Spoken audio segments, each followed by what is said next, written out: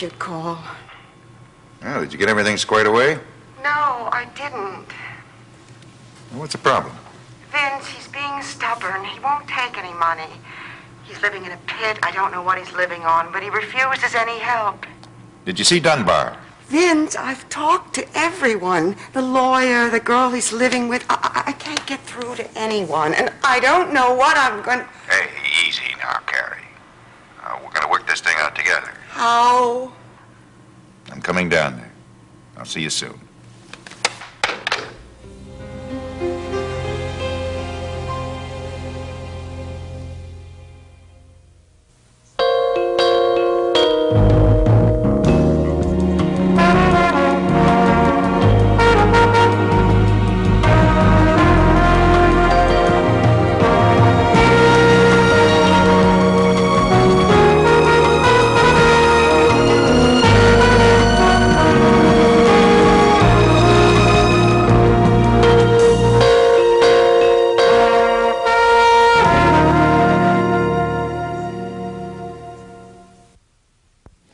Well, listen, I'll keep in touch. Right. Bye. Well? They want a down payment of $14,000. Well, we have $9,000 in the savings account. Won't they lend you the rest? No, he wasn't interested, Liz. Obvious. I just hope the Lord hasn't delivered me from my brilliant salesmanship, too. Oh, come on. We knew that this wouldn't be easy. Okay.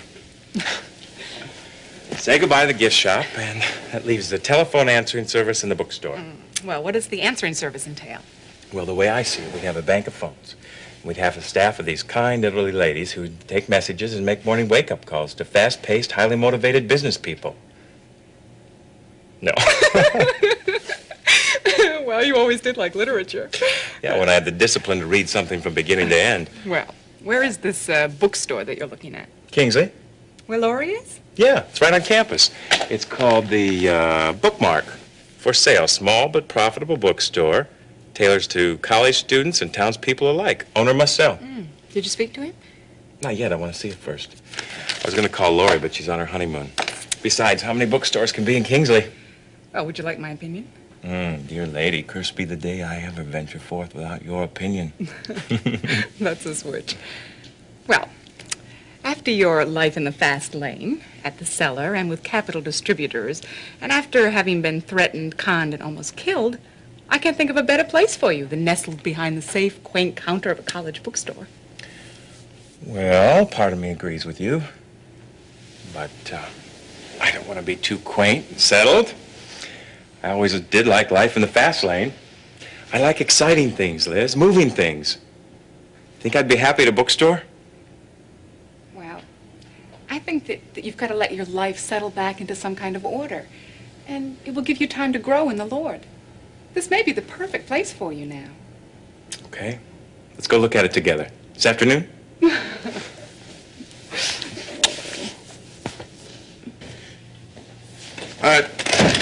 Listen, Margaret, let's talk about this over lunch, okay? Tomorrow? Great. Meet me here. Goodbye. Thanks for knocking. Did I overhear something I shouldn't have? Oh, Margaret Henson. She caught guess who with guess who. Her husband with his secretary. Women. In between heartbroken sobs, she's telling me how she wants to rake this guy over the coals. Oh, and you offered your services as just the person to do the raking. Well, Charles, excuse my lapse in professional ethics. My clientele's influence must be wearing off on me. I'm not complaining, Webster. As a matter of fact, I'm very pleased I drove by Hollister Square this morning. Beautiful, isn't it? I haven't seen devastation like that since I left Berlin after the war. And by the way, I assume that you told the construction crew not to be too tidy when they put in the new pavements. Charles, you never have to tell them that. But our modifications have encouraged 5 other families and 1 orthodontist to seek new environments. Really? Who's left? Well, there's Attorney Doug Hughes, Dr. Ben Martin, and 6 other low-income families in the subsidized housing area. They really believe we're putting in new sidewalks. One clown even thanked me last time I visited. Well, to make use of a very well-worn cliche, Rome wasn't built in a day, and Hollister Square is not going to be demolished quickly either. But all things considered, I think things are moving very expeditiously. Well, with or without tenants, you can't demolish the place unless you got a major investor. Oh, but I do. What? Well, the individual hasn't invested yet. What's he holding out for? He? Don't you think that's being a little chauvinistic? You mean you got a I mean, nothing is definite, but there is interest. And if that projection demolition date keeps getting closer and closer, then my offer becomes even more attractive. And you're not going to tell me who? A very, very reliable person. That's all you need to know right now. Besides, what I really want from you is some new strategies in order to get some of these reluctant combatants off the battlefield. You're not going to get the point across to this Dr. Martin guy till he gets back from his honeymoon.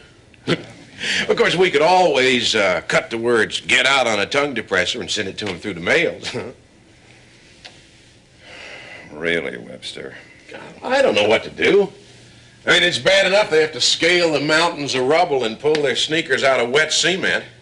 If worst comes to worst, we can always start erecting the shopping mall around their buildings. The traffic, noise, that'd drive them out. Well, that always could be a last resort, but frankly, I'd like to see us be a little more humanitarian when the time comes. Well, I'd like to propose a toast to demolition. All right. Pour the drinks, Webster. For you. Thank you.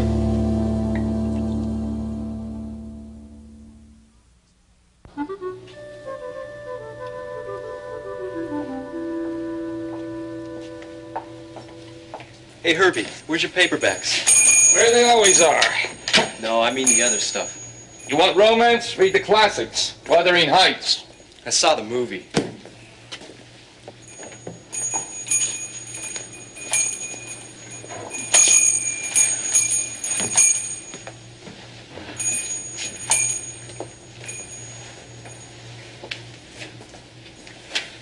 Could you tell me where the manager is? I'm the manager. I suppose you want to know where the magazine section is, right? Excuse me? I had to move it to the back because I was getting so many complaints from the self-righteous little old ladies. No, that's not the reason I came. The videotapes are in the back, too. No, I didn't come here for that. All right. Why did you come here? I want to buy the store. You saw my ad. Yeah. We want to look it over first. This is my wife, Liz, and I'm Jeff. Hello. Jeff Cummins. Herbie Wagner.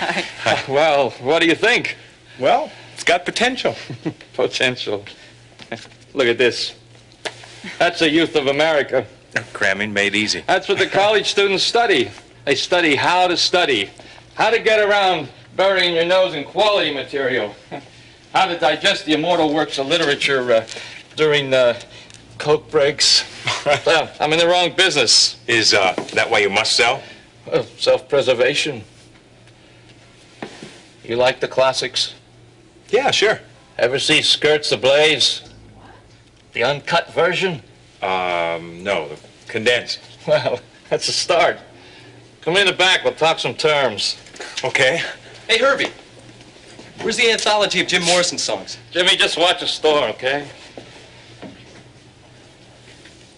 I'm the bearer of good news. What's that? Your first appearance with Summer Wind will be this Saturday. This Saturday? You're kidding. That's so soon. Yeah, the gig. That's musician talk for, a gig I is know, Francis. well, it's at the Tiger's Paw. It's on Elm Street. It's not Carnegie Hall, but, it's a start, right? I know. How much? Well, $400 for the whole group for 5 hours, less equipment rental, musicians' fees, and insurance. Insurance? Yeah, some groups have kind of gotten out of hand, so the management is asking everyone to contribute to a refurbishing fund. You sure know how to make a girl feel at ease, Francis. Rebecca, would I leave you in a situation that's potentially dangerous? I'll be there. Besides, Summer Wind is a lot quieter than most of the bands that play the Tiger's Paw. You'll be fine. Well, how much money am I going to wind up with? Well, I won't charge you for an agent's fee, so about $75. Oh, thanks, Francis. I sure can use the money. I concur. What's the matter? You don't like what I've done with our little corner of the world? Yeah, it's a corner, all right. Quite modest. It's a dump. Sooner Russ and I get out of here, the better, and you can help. For you, I can see that no job will be too small. Are you kidding? I'll hum through the halls of the freshman dorms if there's money in it. This Saturday. Listen, what should I wear? How should I do my hair? What do you think? Oh, you'll be beautiful, whatever you decide. A real looker. That's musician talk. I gotta run. Okay, listen, look out for the cars, all right? Yeah, already 2 girls tried to pick me up.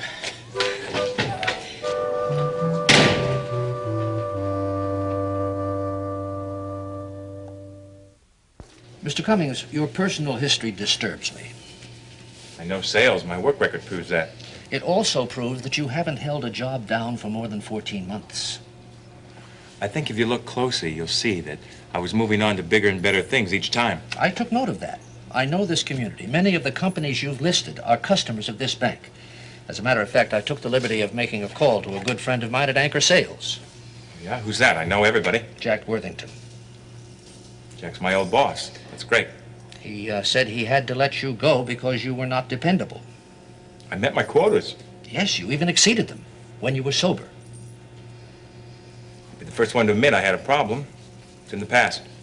And your fast living, I think that's the term that Jack used. If I was still like that, would I be trying to buy a bookstore? It depends on the types of books you choose to sell. You have it all wrong. I'm a changed man. Unfortunately, my job is to make educated guesses on character based on past behavior. Look, cancer. But you said you were a healthy man. Sir, I'm a walking miracle. I was healed on my deathbed. Well, call the hospital. Ask for Dr. Greeley. He'll verify my every word. God healed me of my sickness, my alcoholism, everything. It's all taken away. My past is dead and buried. I'm a new creature. I won't cast aspersions on your religion, nor do I doubt your sincerity. But, Mr. Cummings, you have to realize that any indigent, any con man could walk through that door and give me the same born-again line. Yeah, I understand. I'm sorry to discourage your idealism, but your past history is not forgotten. Everywhere you apply for a loan, this record must be explained. God may have forgiven you. Fidelity Banking simply cannot. I have $9,000 and a lot of equity in my home. I'm sorry, Mr. Cummings.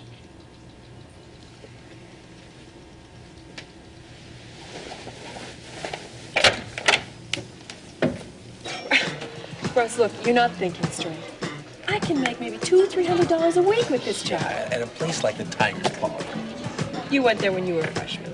Yeah, to get blitzed. And now you're going to be entertaining there? It's a one-night stand. Oh, I've had a couple of those there, too. Russ, I'm doing this for you. Look, Beck. When do you work most? Nights, right? Is that when you play? Yeah. So you come home maybe 2 o'clock in the morning, cook will throw you a couple of scraps, the manager might kick in a couple extra bucks. I know that kind of life, and it stinks. You're gonna be out there entertaining, I'm gonna be sitting home alone. I don't need that What you need is money. Yeah, all about that. Russ, forget about the romance, all right? And forget about the games. Russ, what you need is bucks. You're gonna get your rest, the grades will come, but you're not gonna be able to do anything without some ready cash. I'm sorry, if you and I have to sacrifice a little bit now, then we have to. That's the only way out. How come every time something good happens to me, you overlook it like it's nothing? Huh? It's my mom. I'm sorry, it's just been bothering me.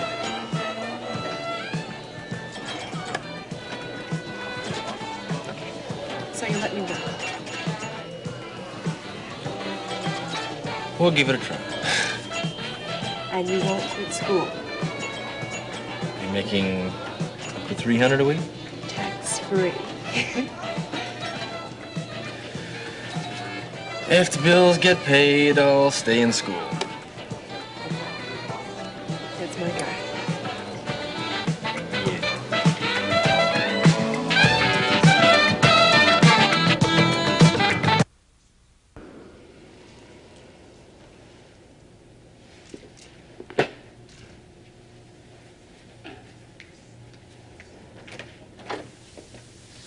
How'd it go?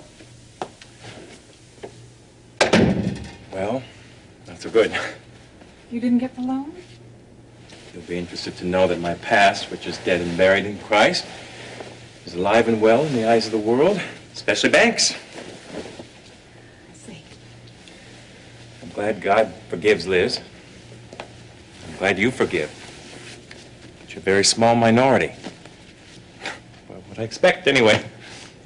Well, you expected God to defend you, to uphold you. Maybe we shouldn't talk about it. I don't want to accuse him of letting me down. But that's what you feel, isn't it? This morning, Liz, when we went to the bookstore, I really felt that's where the Lord wanted me to be. All the old excitement came back. I felt like I belonged there. You do, Jeff. No, Liz, I don't. Every time I go to apply for a loan, it's going to be the same thing at every bank. It's a fact. Your faith is a fact. Well, the fact's out there. I can see. Jeff, you knew it wasn't going to be easy. Maybe I didn't know. I mean, I know it sounds stupid, but maybe I felt like everything was going to be clear sailing for a while. Maybe that's what I expected, Liz. You know, like there weren't going to be any big problems to get over in the near future. I was so excited this morning. Like I'm on top of the world one minute and I'm being crushed by it the next. Honey, when you left here this morning, the Lord was handling your problems. And now that you see how difficult they are, you've decided that He can't handle them anymore. So you've taken them back upon yourself. Yeah, well, you didn't see the look on the bank manager's face. I told him I was a new creature. He looked at me like I was a creature, all right, one from the Black Lagoon, some kind of nut. But he's not the point. It's you and your reaction. I don't like rejection, all right? But that's entirely it. God didn't reject you.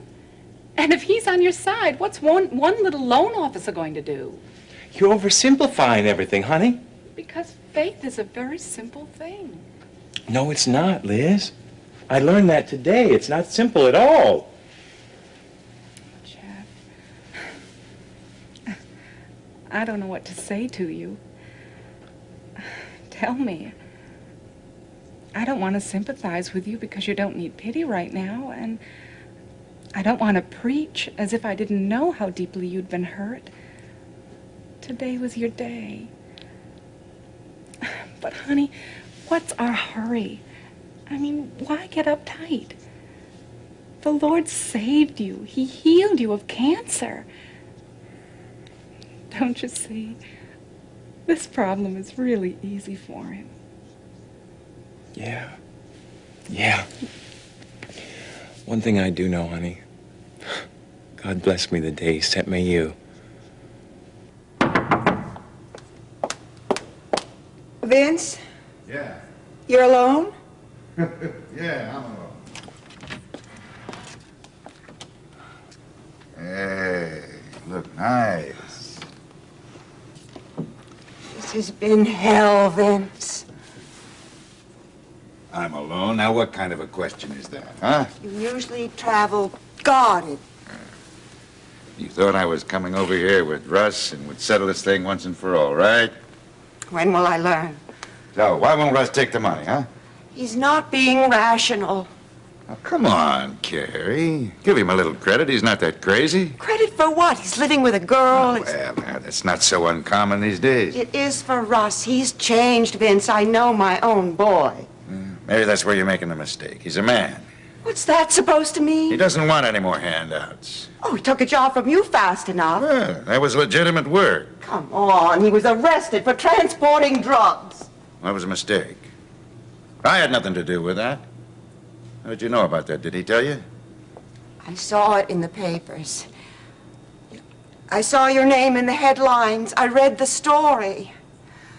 Just stop telling me he's a man. He's acting more and more foolish each time I see him. Well, it's time he knows the truth. Vince, what would that prove? We can't help the boy if he doesn't know the facts. Carrie, we can't lie to him forever. We're not lying because he's not asking. Look, Carrie, you know I can talk my way around this, too. I can forget all about it. But the fact is, I want to help now. If Russ won't take my money anonymously, he'll take it personally. Russ won't touch your money. Now, you don't know that. You are nothing to him but a glorified hood. The father of a friend he doesn't even talk to anymore. Father of a friend. He and Tony were such good friends. They were like brothers. Half brothers. Gary, we tell him. I'm his father. I want him to know. You could get killed if Now, you don't let this out. Don't you go reminding me about the risks. Too many sleepless nights worrying about those myself. Oh, you sleepless nights. Gary, I've lost a lot more than sleep, or money, or sense of well-being. I'm telling you honestly. Sometimes I think I'm going to lose my mind altogether. Yeah.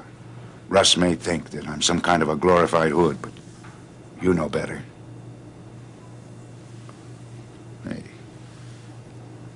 Gary. When are you going to stop looking so pretty? Tony. Right now, he's playing pinball someplace, picking up sailors, thinking about getting high. No, Russell is the only Cardello that'll ever amount to anything. Including you?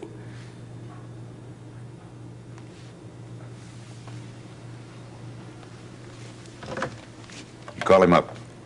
Get him over here. I don't want to see you dead. I can take care of myself. Now call him up for me. Please.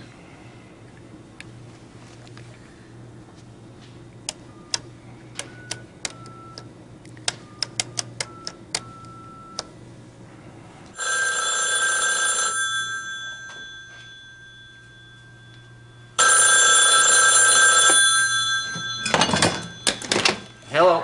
Russ, it's me. Could you come over here, please? Mom, we've already been through it. It can't be settled, so let's just forget... Russell, I have a visitor in my room. He'd like to talk to you, please. Russ, it's your father.